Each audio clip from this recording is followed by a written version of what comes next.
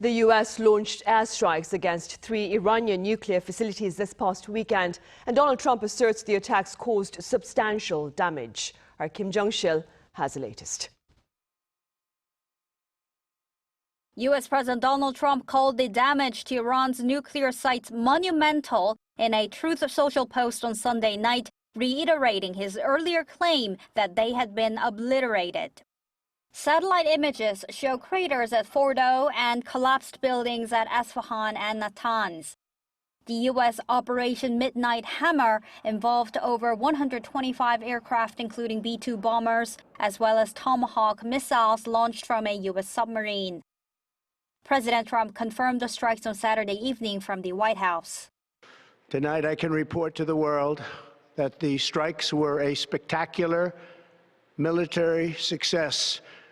Iran's key nuclear enrichment facilities have been completely and totally obliterated. Iran, the bully of the Middle East, must now make peace.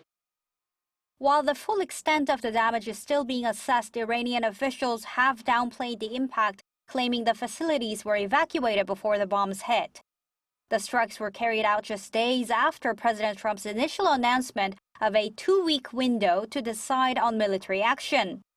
U.S. Secretary of State Marco Rubio defended the action, saying it needed to be done. And I think the world today is safer and more stable than it was 24 hours ago. And a bunch of these countries putting out statements condemning us privately, they all agree with us that this needed to be done. Rubio echoed Trump's message, saying the door to negotiations remains open, but Iran must choose between peaceful nuclear energy or facing continued military pressure. He added that if Iran persists in becoming a nuclear power, it would put the regime at risk.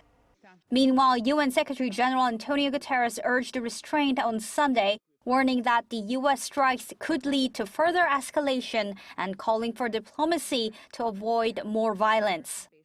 Jung-sil, Arirang News.